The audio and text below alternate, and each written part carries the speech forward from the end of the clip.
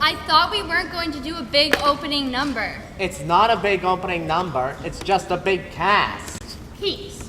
Bill, Caitlin, we need to make a decision about what we're going to name the show. Wendy, we're trying. I think Fairy Tales is the best choice for the workshop. Okay. Fables. Look, guys, we need to make a decision. I think we should put together a collection of stories. But Tales for the Trail sounds more exciting. Fables. Stories. Tales. Oh my. Stories, fables, tales, oh my. Hey, I think we found our title. Stories. Fables. And tales. Oh my!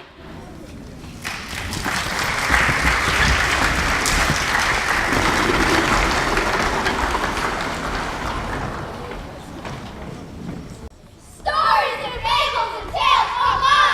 Stories and fables and tales, oh my! Stories and fables and tales, oh my! Stories and fables and tales, oh my! Stories and fables and tales, oh my! Stories and fables and tales, oh my!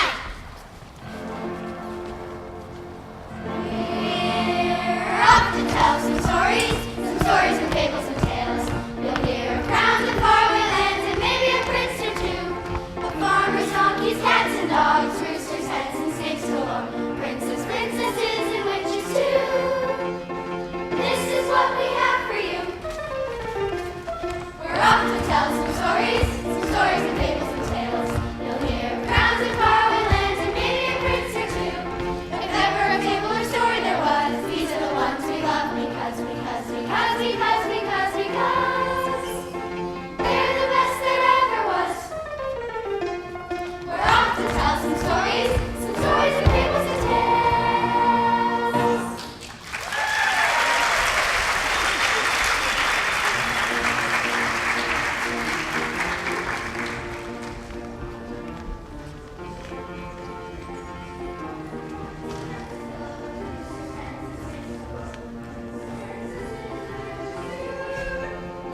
This is what we have for you.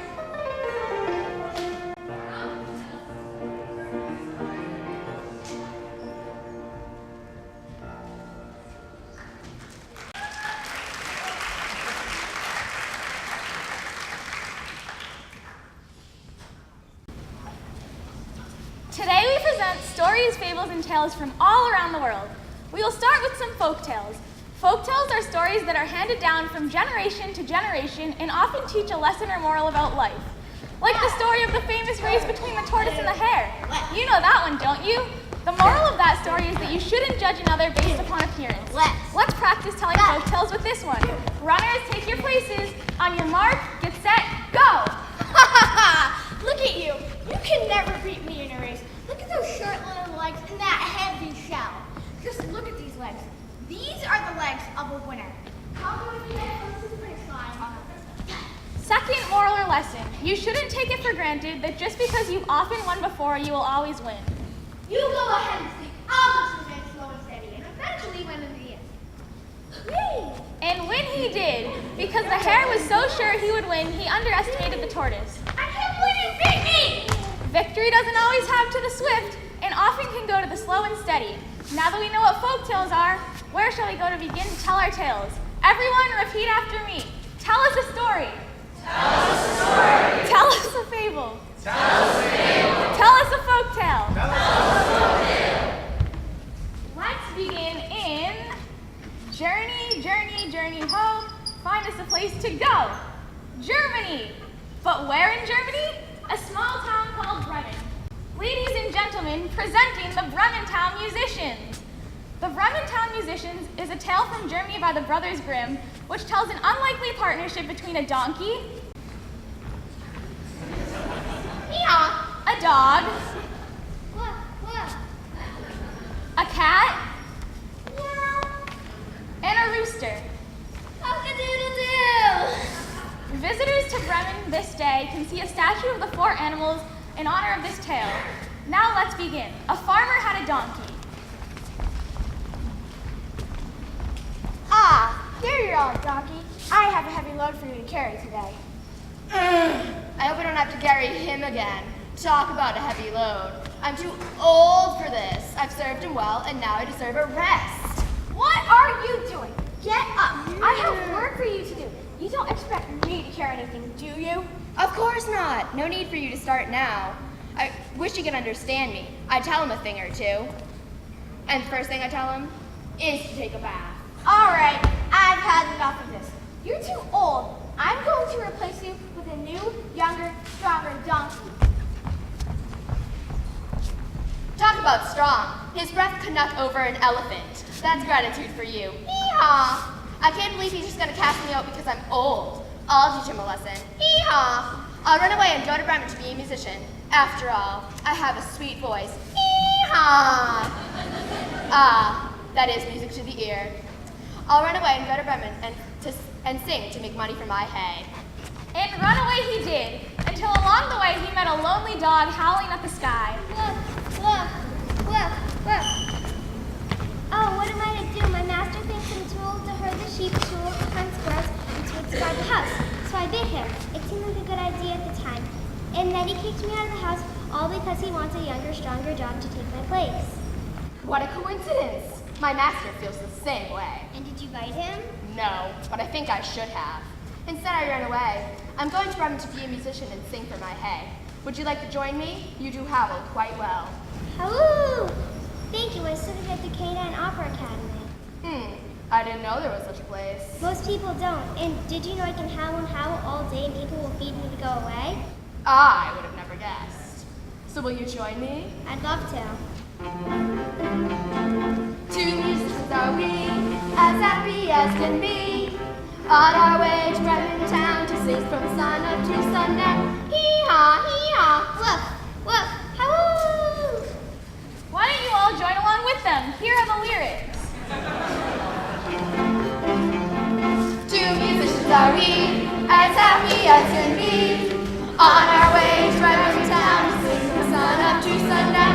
Hee-haw, hee-haw, woof, woof, halloo! Very good. Now off they went to Bremen town when they met a cat lying in the road. What's wrong with you? Have you not had mice to feed yourself? That's my problem. I'm too old to catch mice any longer. They're just so small and fast that they always seem to escape me. And my masters decided to get rid of me for a Younger, stronger cat? That's right. How did you know? Because our masters have done the same to us. You know, I'd chase you if I weren't so old. And I'd run away from you and climb up a tree if I weren't so old. Age, the great equalizer. Some things that seem important to you when you were younger seem very silly now. Oh, what are we to do when the people we have served no longer want us to serve them? We serve ourselves. Together we three will go to Bremen and be musicians. You meow beautifully. Why, thank you. And what a wonderful idea. Did you know that I studied the Feline Academy of Music? I didn't know there was such a place. Most people don't. I do love singing, even though my singing is rarely appreciated. I would have never guessed. It's true. So will you join us? I'd love to. Three musicians are we, as happy as can be, on our way to Bremen town to sing from sun up to sundown. Hee-haw, hee-haw. Woof, woof, halloo, meow, meow. Everyone! Three musicians are we, as happy as can be, on our way to Bremen town to sing from sun up to sundown. Hee-haw, hee-haw. Woof, woof, halloo, meow, meow. Off they went until they met one last animal, a rooster. Cock-a-doodle-doo. Oh, what am I to do? I have grown old and my master no longer wants me and plans to eat me for dinner. Instead of me welcoming the day, she wants... A younger, stronger rooster. That's right. How did you know? Because our masters have done the same to us. Come with us to Bremen to be a musician. Yes, you crow beautifully, and together we would all sound wonderful. Why, thank you. Did you know? That you studied at the Academy of Music for Fowls. Why, yes. How would you know that? Lucky guess. So will you join us? I'd love to. Four musicians are we, as happy as can be, on our way to Bremen town to sing from sun up to sundown. Hee-haw, hee-haw.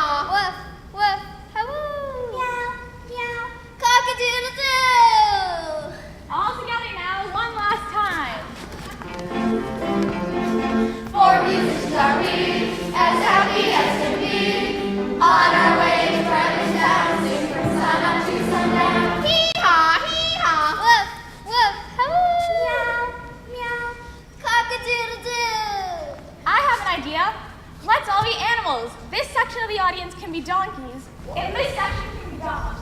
In this section can be cats. In this section can be roosters. On the count of 3, we'll all make animal noises. 1, 2, 3.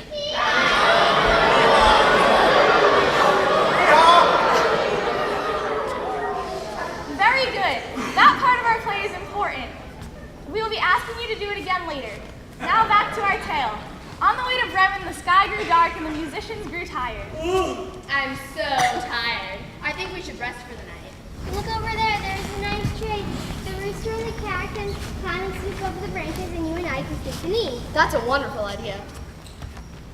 While the 4 prepared to sleep, the rooster saw a light in the woods. It was coming from inside a cabin.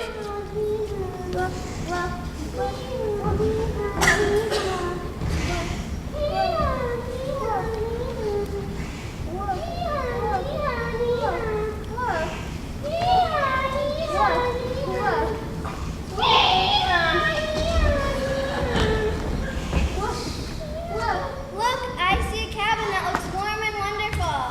That would be a nice place to stay for the night. Let's go and see. What do you say? I said, point the way. The 4 headed to the cabin and peered in through the windows. Oh, look at all the food. Oh, look at all the refrigerator. I like the fire, warm and inviting. But inside the cabin were thieves counting all the gold they had stolen. All right, 1 for you and 1 for me. Hey, you took 2 coins. What of it? Nothing at all. Yes.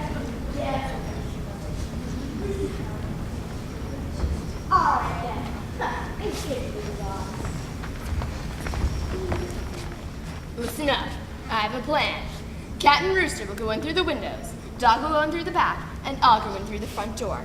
When I say go, Cat will go in through the through the window and put out the light. We depend on you. And when I say now, we will all sing as loud as we can. Got that? Okay. And you can join us! When I say now, we will all make our animal noises.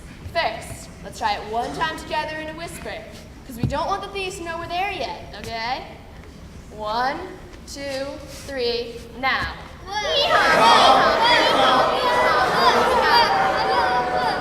Very good. Now next time I say now, we will all do that as loud as we can. All right, everyone, into position. Okay, Cat, go! What's that? No!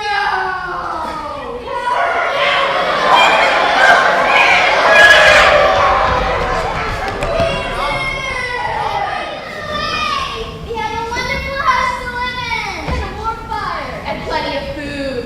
And plenty of gold. And with that, the 4 animals lived happily together in their little cabin, never to be cast off by their masters again. The end.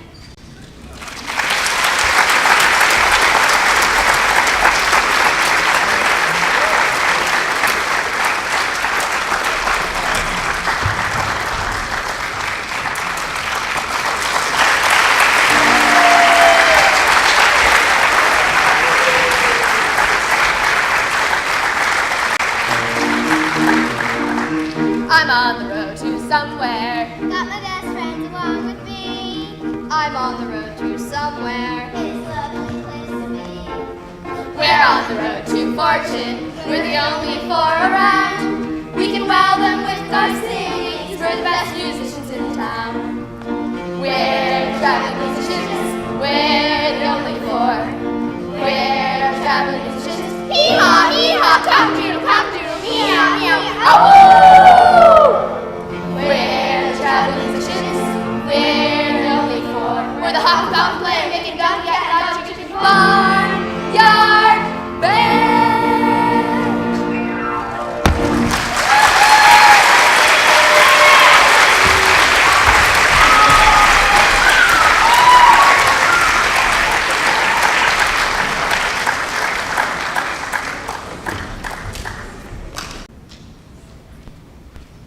Our next tale is from Mexico and is called The Snake, and dates back to the Aztecs and tells of a kind-hearted farmer who helps free the snake, and in return, the snake plans to bite the farmer. The snake doesn't sound too nice, does it? Come on now, let's get ready.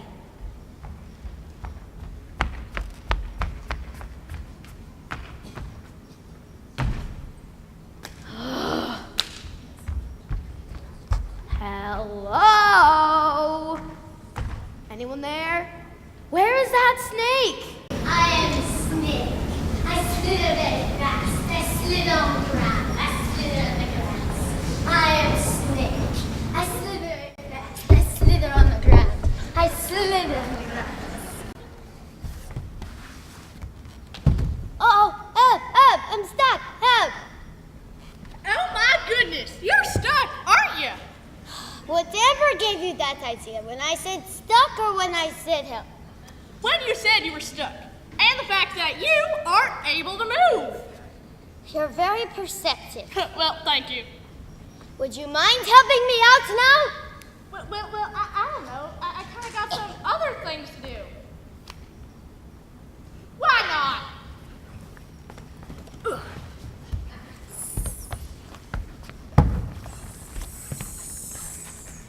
Ah, that's better. Now in return of your good deed, I will bite you. Wait, that's not a nice thing to do, is it? Why not? Because I just did a good deed for you. So? So? Yes, why should that make a difference? Well, why should that make a difference? Do you know you repeat what people say? I repeat what people say? Yes, and it's very irritating. Now prepare to be bitten! Please don't bite me! I'll tell you what. You seem like a nice farmer. If you can find me other animals that agree that a good deed should be returned with a good deed, then I will not bite you. Agreed? Well, do I have any other choices? No! Okay then, I agree. So they went to find other animals. The first one they ran into was a hen.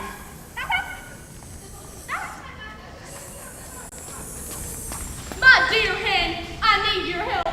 I'm sorry. Have I not produced enough eggs for you? Hey, what is wrong? You seem to fear the farm. I'm making exercise in the kennel, and if I don't continue to make eggs, the farmer's husband. Yes, husband. Will cook them and eat them. Hey, Now, little hen. We're not here about the eggs. hey, how long have you been laying eggs to the farmer and her husband? Mamma mia! Oh, my life! It's not like where this is going. I help feed the farmer and her husband. They lay the eggs that they eat for breakfast and used to make cakes and sweet stuff. So, your good deed is to give your precious eggs to the farmer and her husband. And in return of your good deed, when you are no longer to produce any eggs, you will be eaten. Is that right? Yes, it's a cruel fate, but I'm resigned to it. So, do you believe your kindness by laying eggs is your pay by the farmer and her husband? Mamma mia! As soon as I can no longer lay eggs into the frying and then go, maybe I can fly away. Well, that didn't go too well. You're very perceptive. Let's go find some other animals. Very well. So off they went to find other animals. Soon they met a donkey.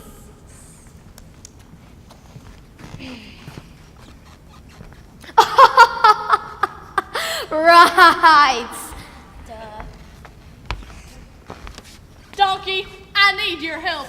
Please help me explain to the silly snake that when one does a good deed for someone, they should be paid back with a good deed. Hee-haw! Hee-haw! I've served you for many years, and I'd like to help you, but I fear answering your question. Well, why? Hee-haw! Hee-haw! Because sooner or later you will get rid of me, and I'd rather it later than sooner. What do you mean, donkey? For many years I've carried heavy loads for the farmer, loads far too heavy for her, and she cannot possibly carry them by herself. Yet I know when I grow too old to carry the loads, she will get rid of me. I do not like where this is headed. Is what the donkey says true? Well. Adios, farmer. I hope that I've helped you today. Hee-haw! About as much help as an anchor is to a drowning man. How about I bite you in the neck? The venom is more effective that way. Overall, it's not that bad. You start to go to sleep after riding around in pain for a few hours, of course. I just want one more chance, please! Perhaps I can settle these. Coyote, what are you doing here? Trying to solve your problem. Ha! You solved the problem. You are a trickster and cannot be trusted. I take offense to what you say. I am merely here to help if I can. Well, what can you do? I have an idea, but first we must go to where all of this began. To the log!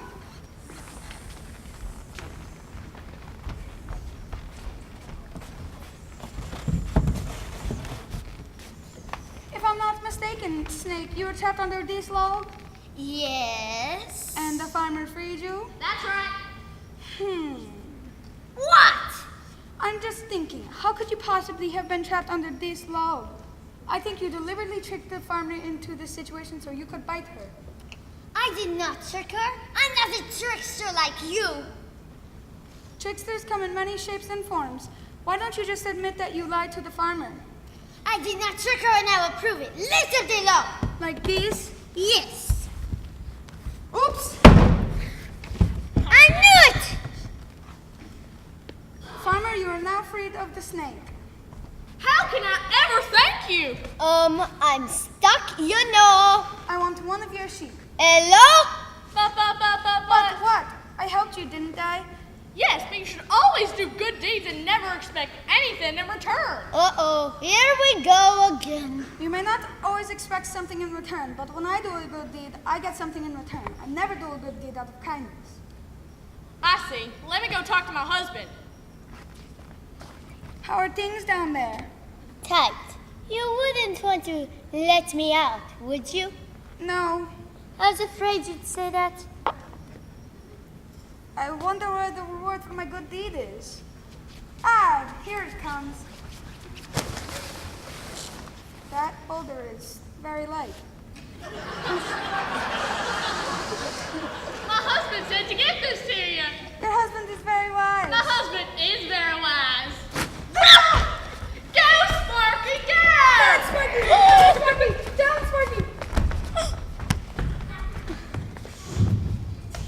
My husband also told me that you should always do good deeds and never expect anything in return.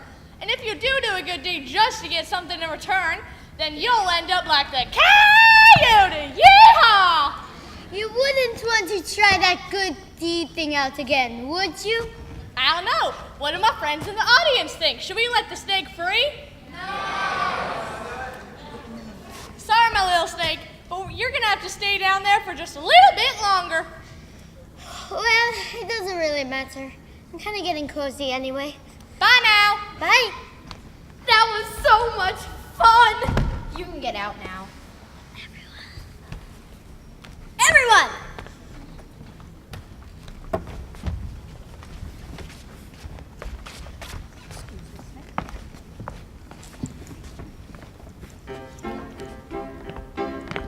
Boys and girls, take warning.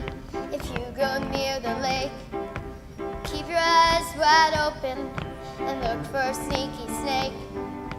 Maybe you won't see her, maybe you won't hear, but she'll sneak up behind you and bite you, that I fear. And then sneaky snake goes dancing, wiggling and hissing. Sneaky snake goes dancing, giggling and hissing. I don't like old sneaky snake, she laughs too much, you see. When she goes wiggling through the grass, it tickles her underneath. Well, sneaky snake's a sly one, and she just makes me sick. When she is not dancing, she just looks like a stick. Now she doesn't have any arms or legs, and cannot see her ears. But while we are not looking, she's tricking us out here. And then sneaky snake goes dancing, wiggling and hissing. Sneaky snake goes dancing, giggling and hissing. I don't like old sneaky snake, she laughs too much, you see. When she goes wiggling through the grass, it tickles her underneath. Yeehaw! Good job, guys.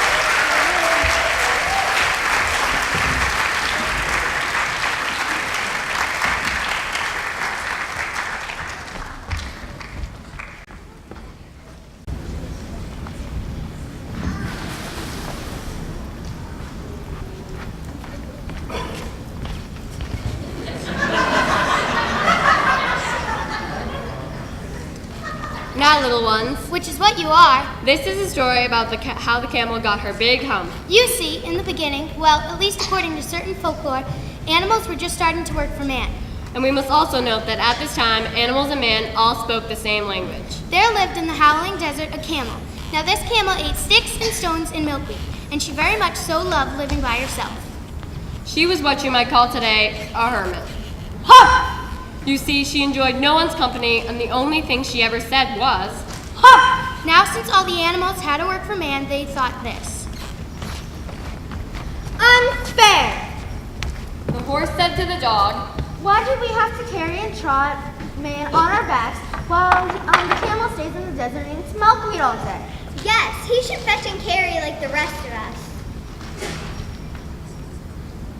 They were joined by an ox. for you know conversation is always better than three. A camel can plow as well as me. She should help me with my labor.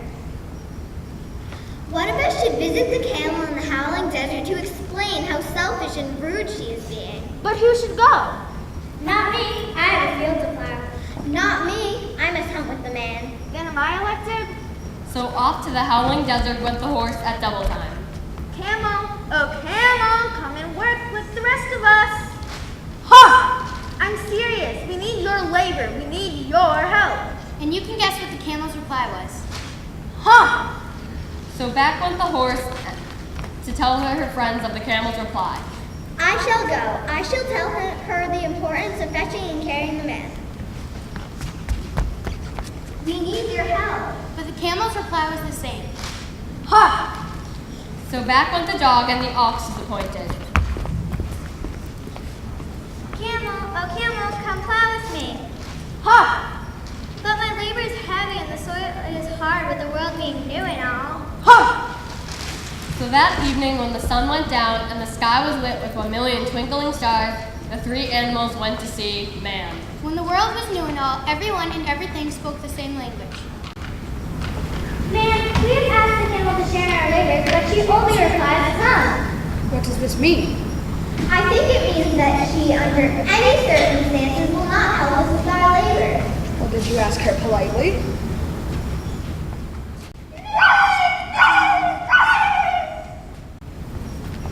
I did. I was most polite. And so was I. And I extended her when I needed her help, but her reply was always, huh? Well, this indeed is a quandary.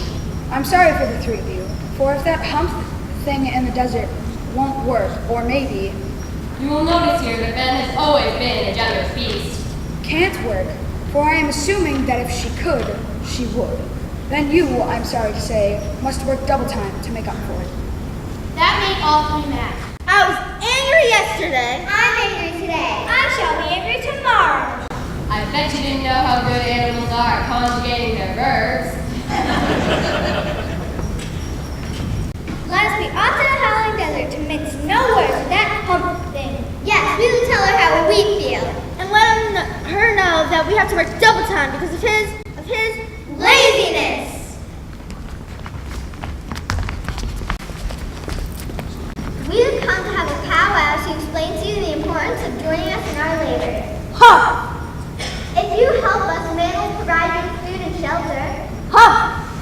And we will pet you and say nice things and rub medicine on your legs if you should have a bruise. Ha! All three then sat down to reflect on their quandary.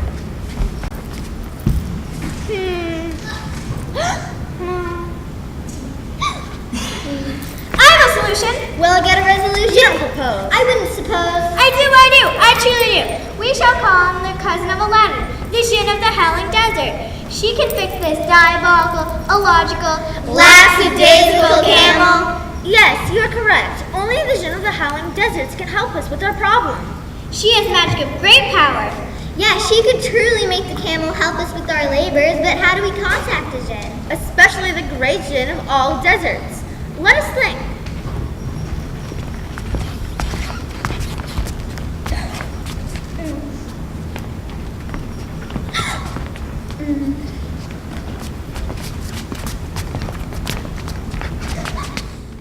This was a problem. Maybe even a quagmire. for there were no telephones, or even post offices. and the world was so new that no one had ever even sent a letter. But you will learn about that in another story. I heard once the way to call a djinn was to walk in a circle 3 times and howl. But I don't howl. Neither do I. But maybe if you walk 3 times in a circle and neigh. But I don't neigh.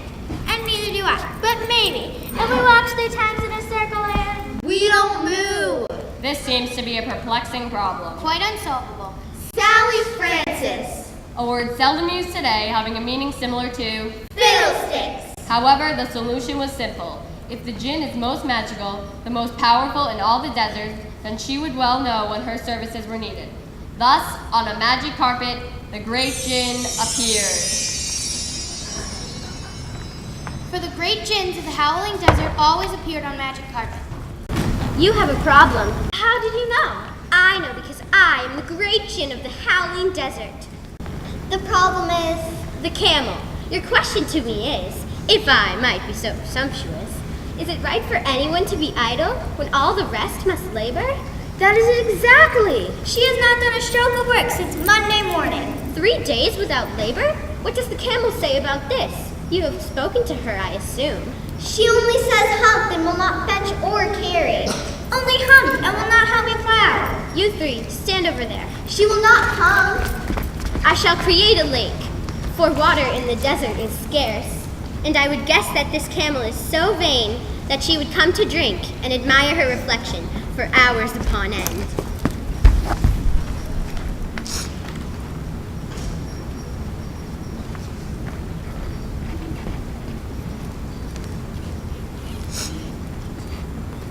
Huh? Huh? Huh? Aha! My new and idle friend. What's this I hear of you doing no work with the world so new and all? Huh! To be fair, and djinns are always fair, you shall do 3 extra days of work to account for your idleness. Huh! I wouldn't say that again if I were you. You might say it once too often.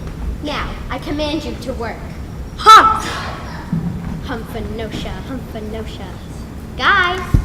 Humphanosha, humphanosha, humphanosha, Humphanosha, humphanosha. humphanosha. Do you see this? This is a hump. You have brought it upon yourself by not working. I shall now attach it to your back.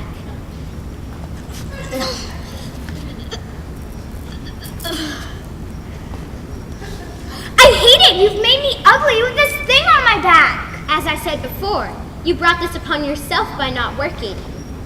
Today is Thursday. You have done nothing since Monday. From this day forth, you shall work. Woo! Yeah! Yay! How can I with this hump on my back?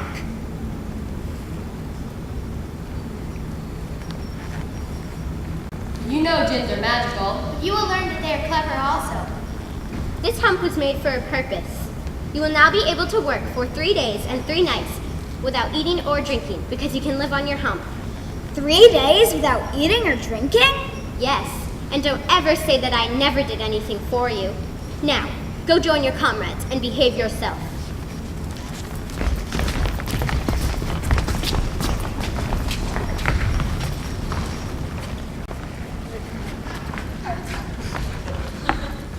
And from that day to this, the camel wears her hump. But we call it a hump now so it does not hurt her feelings. And that, according to certain folklore, is how the camel got her hump.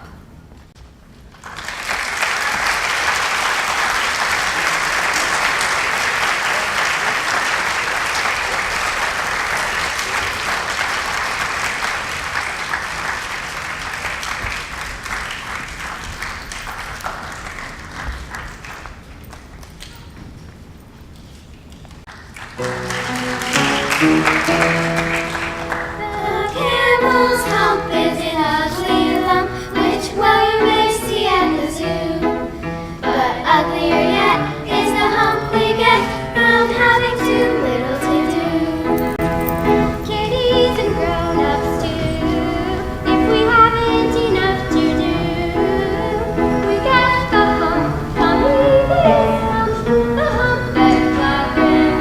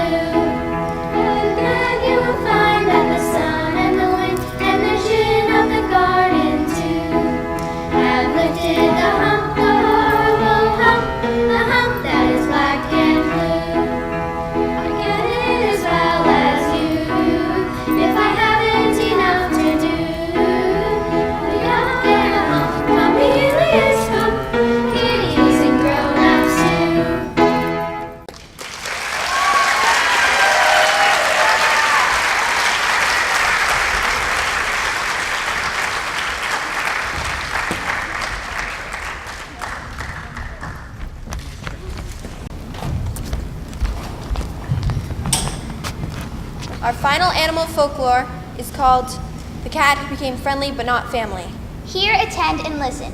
This story occurs when there were no tame animals. No household pets. No horses for labor. No cows for milk. Every animal that lived in the wild woods was indeed wild. Of course, man's wild too. He was dreadfully wild.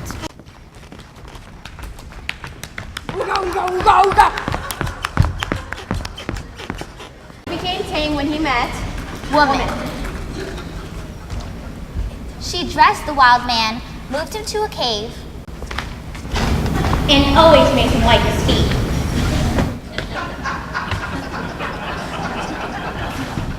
When the cave was finished, the now tame man went to sleep. The woman made a fire, cooked a large bone, and began to sing. Now in the wet wild woods, the animals saw the fire, smelled the aroma of the cooking bone, and heard the sweet song. A wild horse, a wild dog, and a wild cat had small parlance. Our enemies, men and women, are cooking and singing. Do you think they mean us any harm? My friend Horace, I smell something that could be very good to eat. I shall go and investigate. Wildcat, would you like to come? No, I'm the cat who walks by herself. I will not come. This could cause us not to be friends. Do as you must. I will look and see what this woman is about.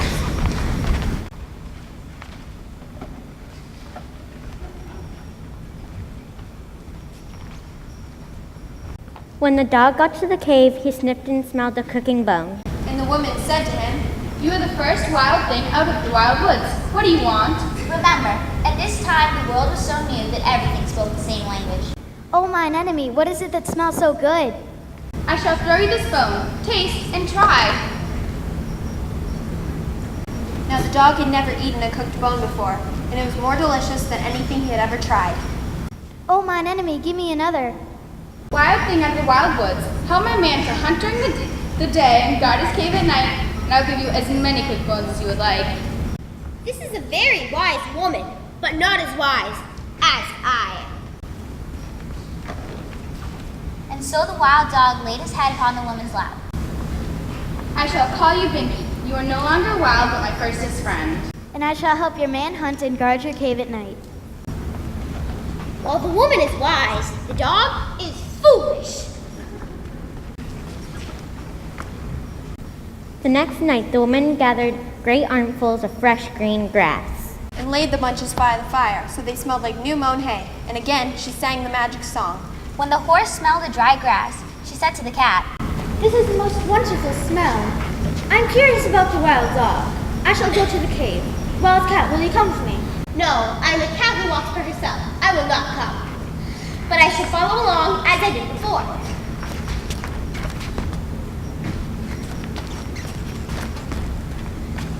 When the woman saw the wild horse, she said, Here comes the second wild thing out of the wild woods. What is it you want?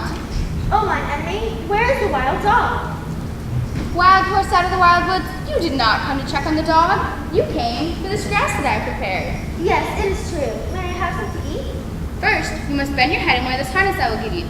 Then you shall eat wonderful grass 3 times a day.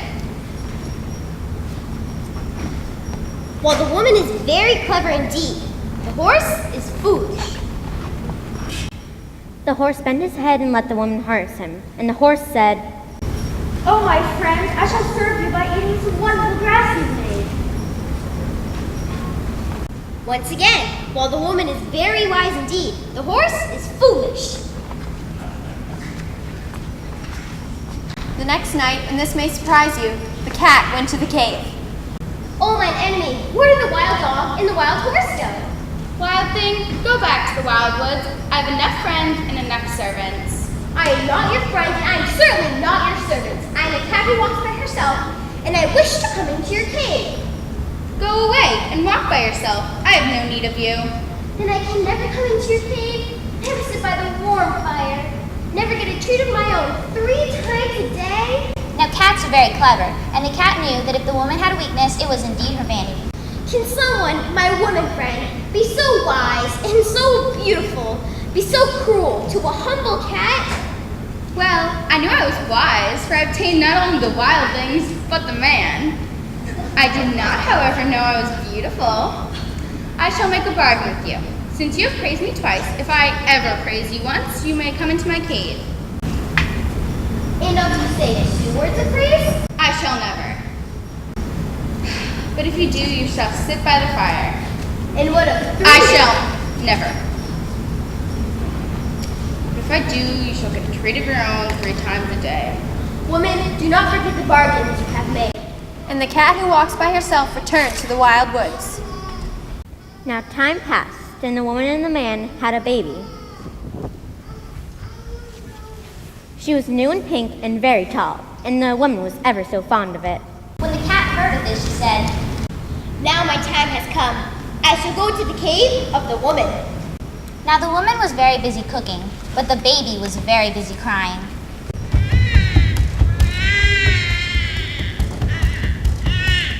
My child, don't cry.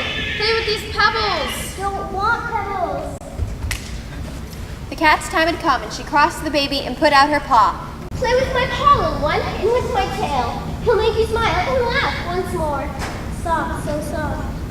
Bless you, wild thing, for making my baby laugh. You've done me a great service. Oh, my enemy, you have spoken a word in my praise. Now I shall be able to come into your cave for always and always. But I am still the cat who walks by herself. This made the woman very angry, but she sat down and began her crocheting. For everyone knows, a doily placed here and a doily placed there makes any cave more homey. But the baby began to cry again, for the cat had gone. Want cat, want cat. Hush, my child, the cat has gone away. Want cat, want cat. And the baby cried and stamped her feet and pounded on the floor. Where's that cat when you need it? Throw me a ball of your thread, and I will show you the magic that will make your baby laugh as loudly as it is now crying. Here, but I will certainly not thank you for it. Watch and attend, and you shall learn.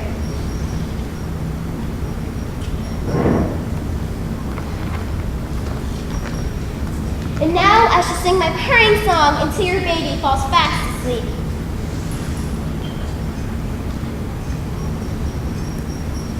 Oh, that was wonderfully done. You are very clever. Oh, my enemy, who has now spoken 2 words of praise of me. Now I shall be able to sit by the warm fire for always and always, but I am still the cat who walks by herself. And again, the woman was angry, but she sat in silence. The baby was silent, the cat was silent, and a mouse saw that everyone was asleep, so it went out for a little stroll.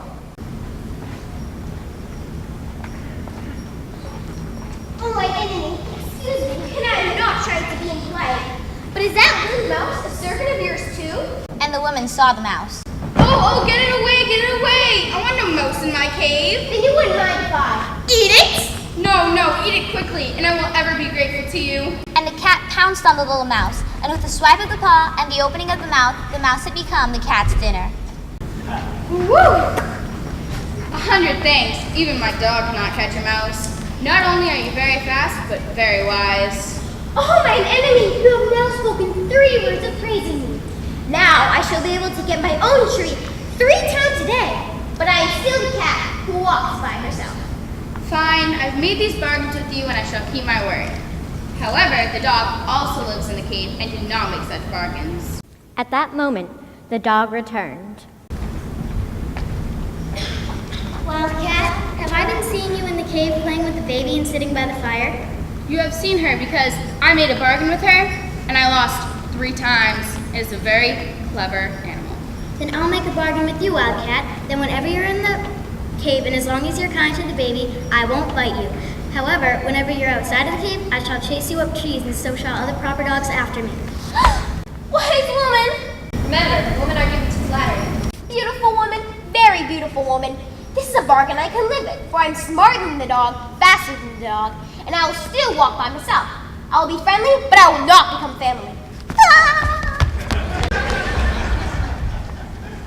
And that is the story of why a cat is a servant to no man or beast, but is still awfully kind to babies. And it explains nevertheless why a dog is man's firstest friend.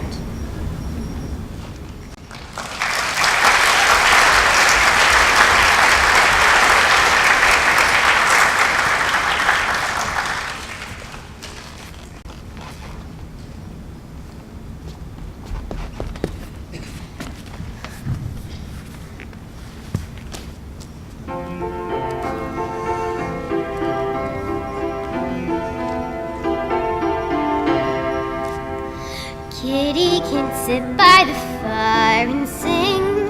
Kitty can climb a tree. Or play with the silly old organ string to amuse herself, not me. But I like Binky, my dog, because he knows how to behave. So Binky's the same as the first friend was, and I am the girl in the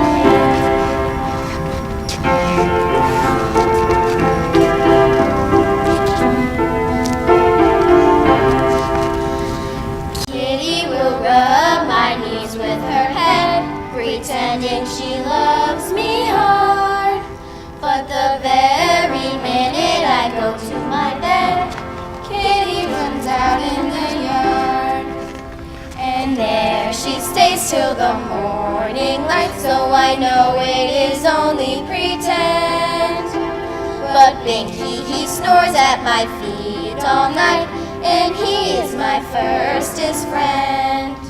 Yes, I like Binky, my dog, because he knows how to behave. So Binky's the same as the first friend was, and I am the girl in the cave. Yes, we are the girls in the cave.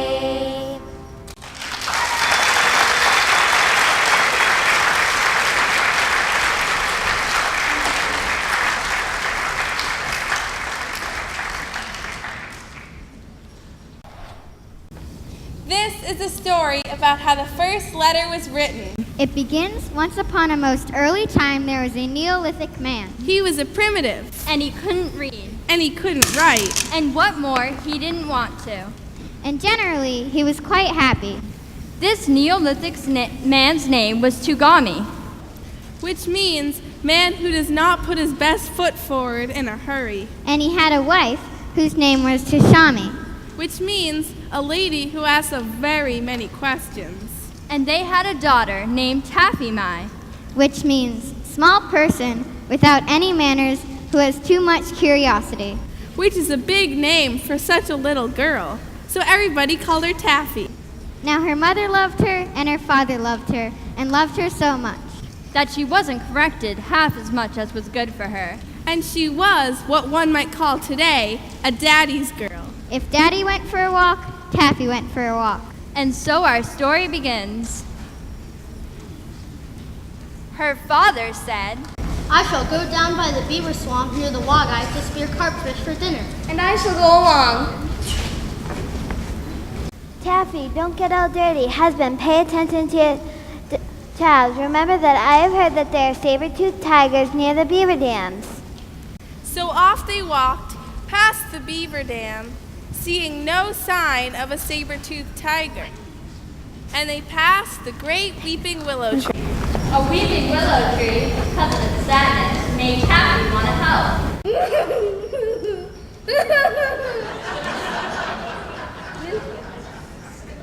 Mr. Weeping Willow, I will tell you a riddle. Maybe that will make you smile. The tree said nothing. What's black and white and red all over? The tree made no response. An embarrassed zebra. Get it? Funny, huh? The tree continued to weep. And to this day, we do not know if Taffy's riddle lifted the spirits of our weeping willow tree, because trees can't talk. Not even when the world was brand new. So on they walked until they reached the great carp fishing pond and sat down to fish. Seeing a lively fish, Tugami made a thrust and broke his spear in two. Here's a lively kettle of fish. Oh no, I've broken my spear and I forgot to bring an extra one. I will run home and get the big black one you keep above the mantle. No, it's way too far for you. And besides, the weeping willow tree will make you sad all over again. Or a saber-toothed tiger may eat you, or you could fall in the river and drown. I shall sit here and mend my spear. That will take up a day. True, but if I don't spear some carpfish for dinner, then everybody will be grumpy. Daddy, it's an awful nuisance that you and I can't write, for if we did, we can send a letter with a big black spear. It would be convenient now that you mention it, but it's impossible. Impossible because writing hadn't been invented yet.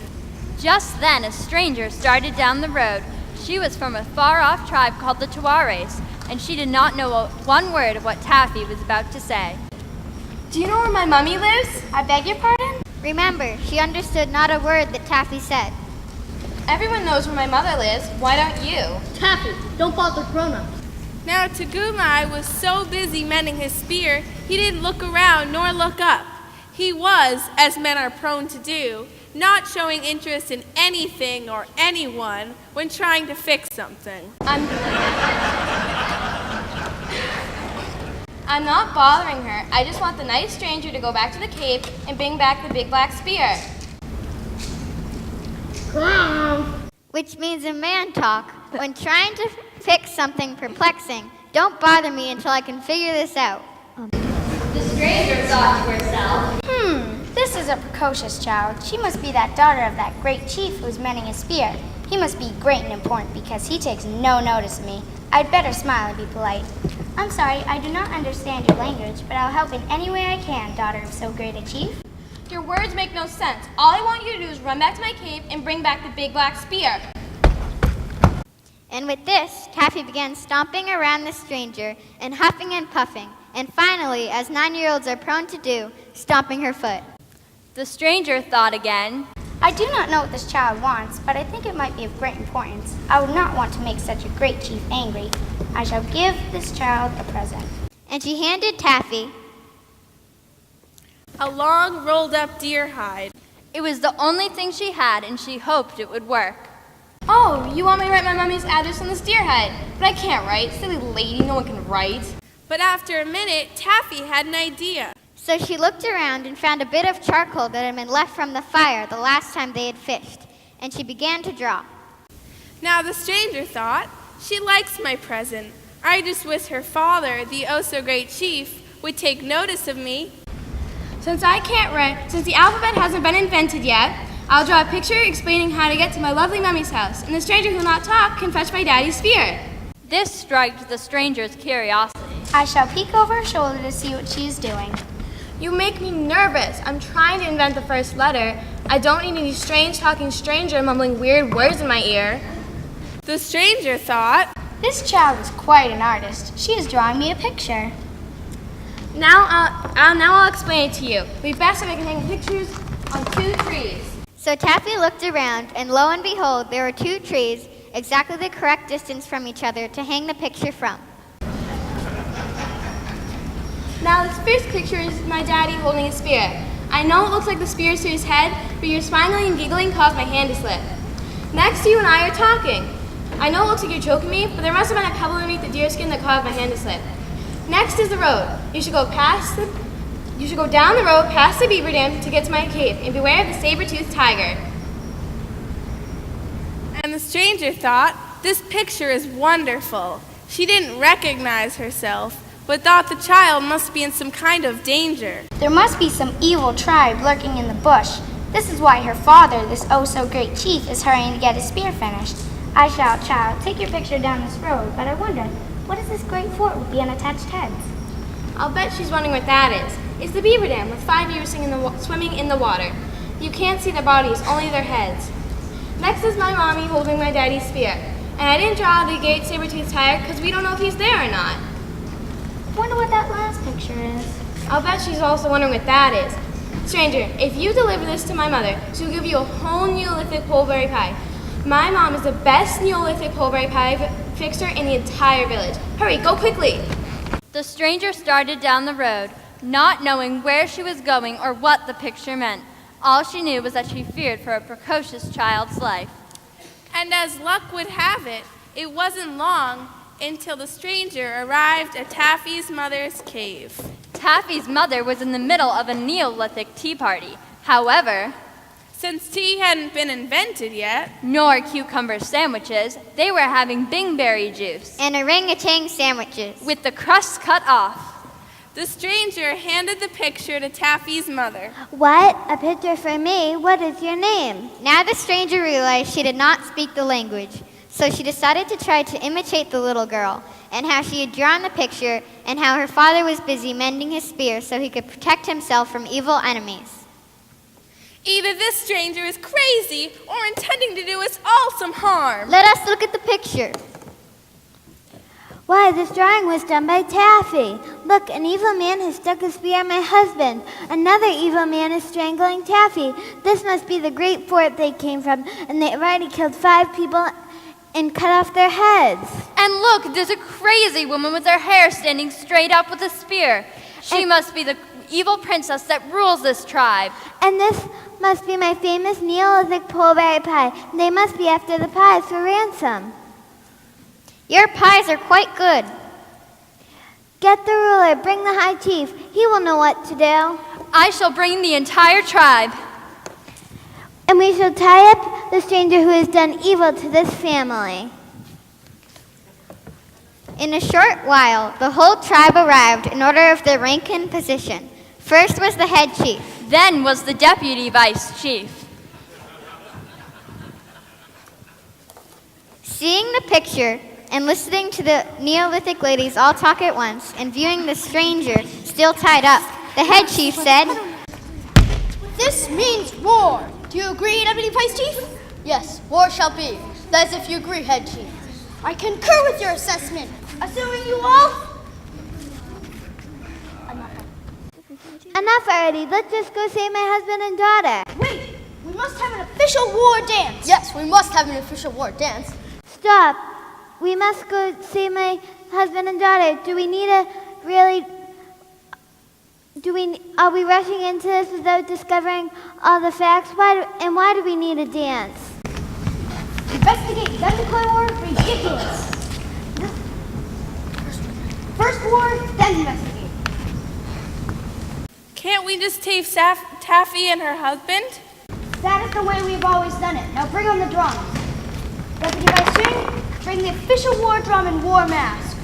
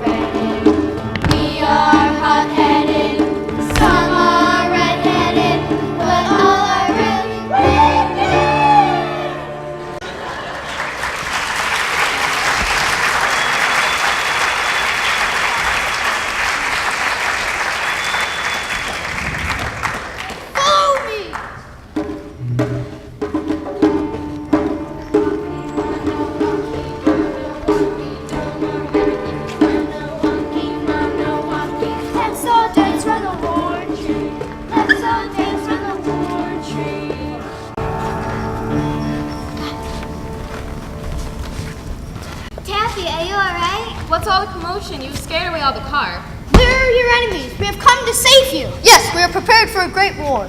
We're the evil men who tried to choke you and save your father and demanded my poleberry pies as ransom. You didn't understand my picture. So Taffy explained her picture. And begged them to be nice to the stranger. And a great silence fell upon the crowd. As the chiefs walked, they pondered, they huddled and discussed. After huddle, the great chief let out a laugh. When the head chief laughs, the other chief laughs. Ha ha ha ha. Oh, small person without any manners who has too much curiosity, you have made a great invention. You have invented the letter. Someday we shall invent an alphabet so people will know exactly what a letter means. I didn't aim to cause all this commotion. I just wanted my daddy's big black spear so he could spear Pipe and everyone not be grumpy. Reasonable, really. However, you must be punished. And of course, the other chief agreed. Punishment! Punishment! Stop! All we wanted to do was see if there's a problem, but you men saw the opportunity to have a word celebration, and if I can invent a new old saying, it is made a mountain out of a molehill. Wait, why don't we all go back to my mommy's cave and have some of her delicious pulvery pie? So they all agreed and patted the stranger on her back and invited her to have pie with them. And that is how the first letter was written. And it explains why even today, little girls love to draw great and wonderful pictures.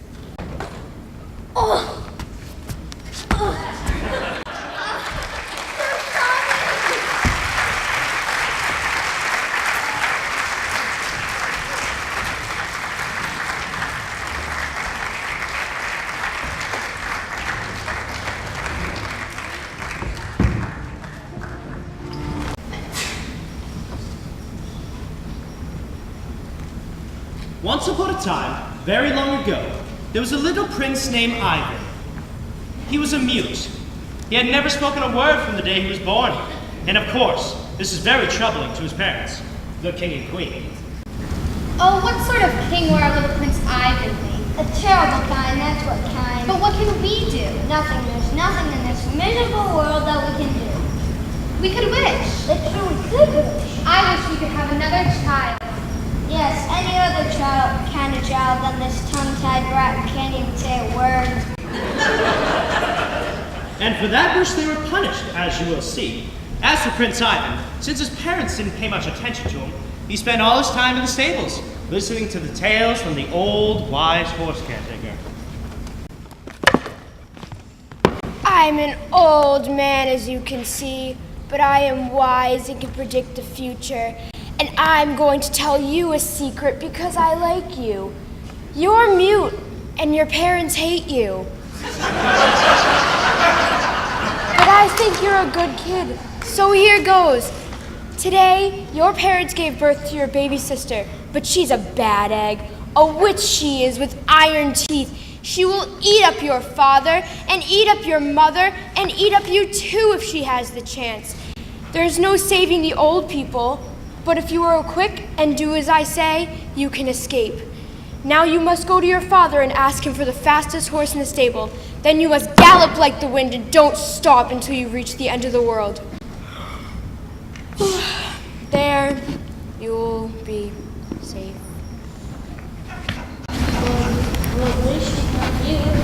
Certainly not. But Father, may I have the fastest horse in the stable? Well, look who decided to speak. Take whatever horse you want, boy. See, you have a fine little sister. A fine little girl. She even has teeth already. It's a pity they're black, but beggars can't be choosers. Wait, did you say black teeth? And little Prince Ivan had a flashback of what the old caretaker said. A witch she is with iron teeth. She will eat up your father and eat up your mother with iron teeth. Iron teeth. Yes, and what's wrong with black teeth?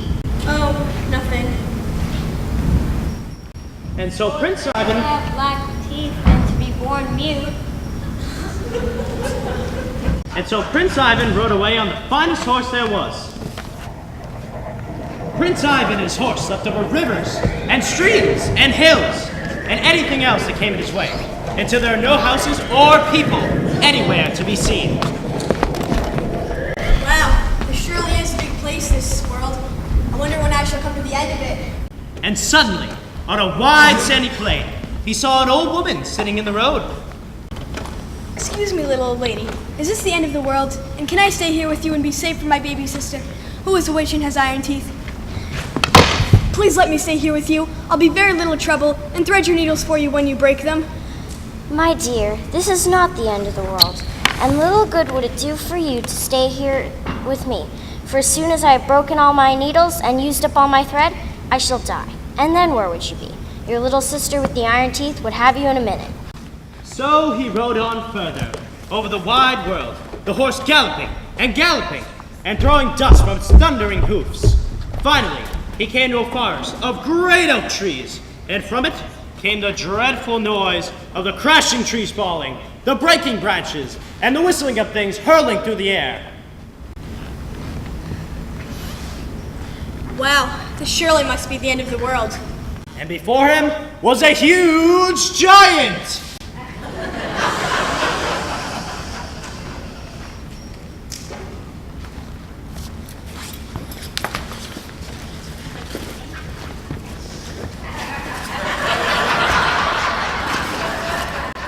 Tree Rooter!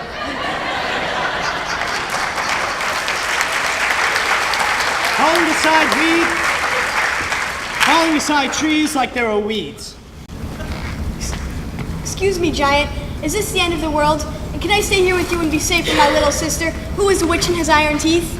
My dear boy, this is not the end of the world, and little good would it do to you to stay with me, for as soon as I have rooted up all these trees, I shall die, and then where would you be? Your little sister with the iron teeth would have you in a minute. And so the giant set back to the work, throwing aside oaks as he went.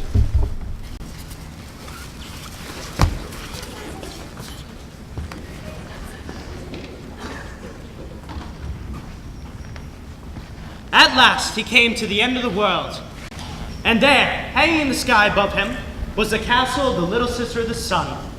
Beautiful it was, made of cloud, and hanging in the skies were built by angels. Hello, is anyone home? The sun's little sister opened the window and beckoned to him. Stay here and play with me. Merry and pretty was the sun's little sister, and she was very kind to little Prince Ivan.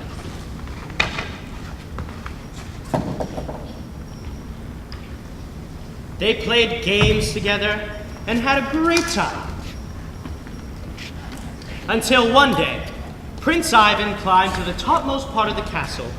From there, he could see the whole world.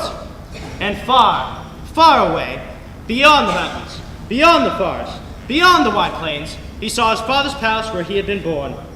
The roof of the palace was gone, and the walls broken and crumbling. And little Prince Ivan came slowly down, and his eyes red from crying. They were not! My dear friend, why have you been crying? He's eaten them all with her iron teeth! Who has eaten whom? My little sister is a witch, didn't I tell you that? I think I would have remembered. Anyway, she was supposed to eat my parents and then eat me, and that's why I came here. That's terrible. Are you sure I didn't tell you that story? I tell everyone. No? Strange. Anyway, maybe I should go back and double check. Please don't leave me. I'm lonely here by myself. Don't worry, I'll come back, I promise. Okay, but at least take with you this magic comb and apple of youth. This apple makes young ones more the oldest things on earth. Thank you. I'm sure they'll prove very useful and involve incredible coincidences. So Prince Ivan was on his way. First he reached Tree Rooter, the giant. There were only 2 oaks left, and the giant had one in each hand.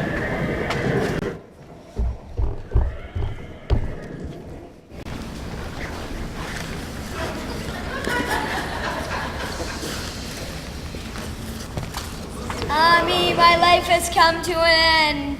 Here are plenty more for you, Tree Rooter. I said, here are plenty more for you, Tree Rooter. And as he threw down his comb, there was a sound of spreading branches, of opening buds, of swishing leaves, and there before him was a forest, far and tall, farther than the giant could see, though tall he was. Why, here are enough trees to last me for another 1,000 years. Thank you kindly, young fellow. No problem at all. So long.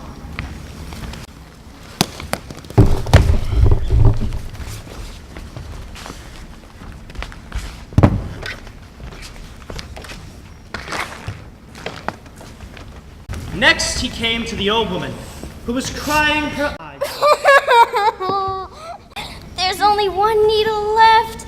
There's only one bit of thread left in the box, and then I shall die. Wait, before you use that needle and thread, just eat this apple. Oh no. Excuse me! Oh, was this yours? It was in my fanny pack, wasn't it? Yeah, sorry. Here you are.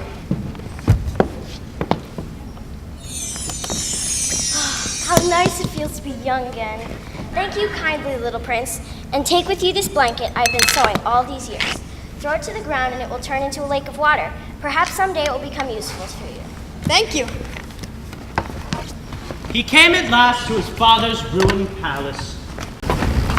Oh, hello there. You must be my big brother Ivan. Indeed I am. I've heard all about you. Come inside.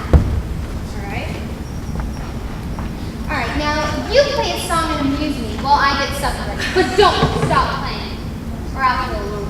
Okay.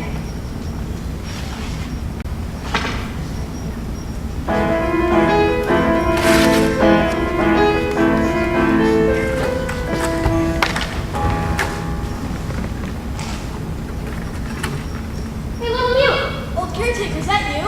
Shh, just do as I say. And this time, when you reach the end of the world, yes? Stay there! What about the song? Shh, I'll handle that. Just go.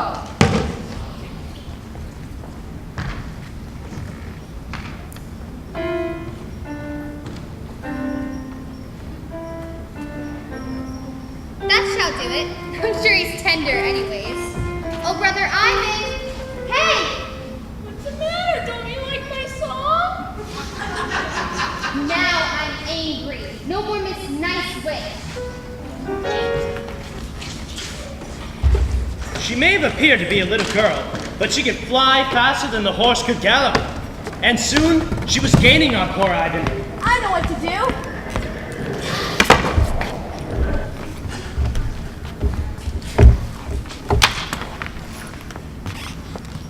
Have a nice swim, sister. You there! No swimming in the deep end! No swimming in the shallow end either! I need to get across. It's adult swim only. You'll have to wait an hour. What am I doing? Meanwhile, Prince Ivan galloped on, never stopping for a moment. Finally, little Ivan saw the Kyle Castle, the sister of the sun, hanging over the underworld and gleaming in the sky. This way, little prince. Here, climb my hair.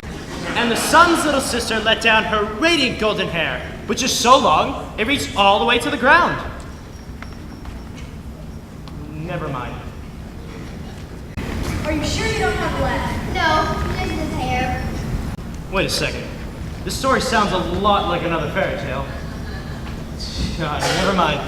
Well, so the witch finally reached the castle. Give him up. I will not. How did your hair grow so fast? It's just a wig. Oh. Well, it was very helpful anyway. Thanks. Let me climb your hair. I think she's going to cry. The witch was so upset, as witches hated to be teased, that she started to cry and turned and went off, gnashing her teeth until they broke. And ever since then, little Prince Ivan and little sister of the sun played together in the castle of the cloud that hangs over the end of the world. They borrow the stars to play ball and put them back at night whenever they remember. And when there are no stars, it means that Prince Ivan and the sun's little sister have gone to sleep over their games and forgotten to put their toys away.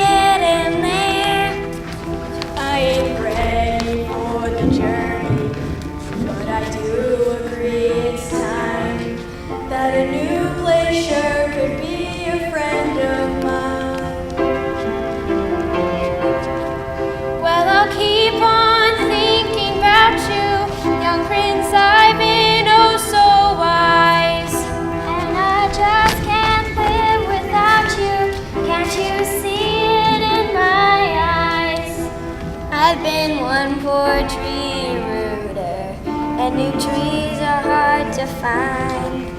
But it doesn't mean you ain't been on my mind.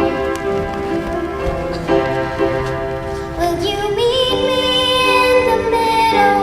Will you meet me in the air? Will you love me just a little, just enough to show you care? Well, I tried to eat him, I don't mind saying, I just can't catch him. Well, I keep on thinking about her, sister golden hair sunshine, and I just can't live without her. Can you see it in my eyes? Well, I've been on one long journey, and her hair was hard to climb. Doesn't mean she wasn't on my mind. Will you meet him in the middle? Will you meet her in the air? Will you love me just a little, just enough to show you care? Well, I finally made it, I don't mind saying, now I'm staying.